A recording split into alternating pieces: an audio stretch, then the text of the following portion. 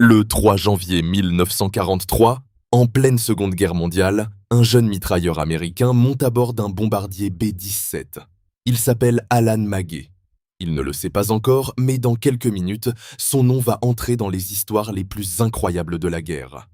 Ce jour-là, son équipage part vers Saint-Nazaire, en France occupée.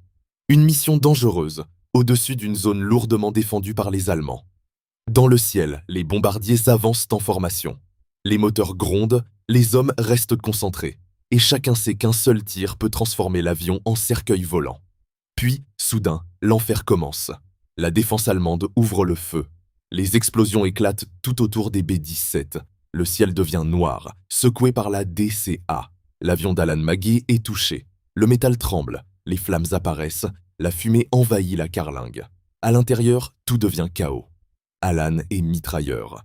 Il est enfermé dans un espace étroit au milieu du bruit, du feu et de la panique. L'appareil perd de l'altitude. Il faut sortir, il faut sauter. Mais quand Alan cherche son parachute, l'impensable arrive. Il ne peut pas l'utiliser. À cette altitude, sans parachute, il n'y a normalement aucune chance. Le B-17 part en vrille. Les hommes sont projetés dans tous les sens. La carlingue se déchire. Et d'un coup, Alan Magee est arraché de l'avion. Il tombe dans le vide, sans parachute. Sous lui, la France occupée. Au-dessus de lui, son bombardier en flammes. Il chute depuis environ 20 000 pieds. Le vent le frappe, le froid le coupe, l'air manque. Son corps tourne dans le ciel, incontrôlable. À cette vitesse, personne ne survit.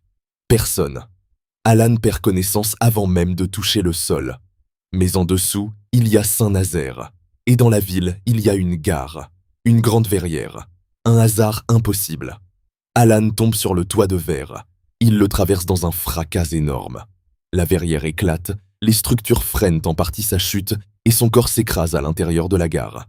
Les soldats allemands arrivent. Ils s'attendent à trouver un mort. Mais Alan Magee respire encore. Gravement blessé, prisonnier, brisé, mais vivant. Ce jour-là, un homme est tombé du ciel sans parachute, au milieu de la guerre, et il a survécu. Une histoire tellement folle qu'on croirait une légende. Sauf que cette légende était vraie.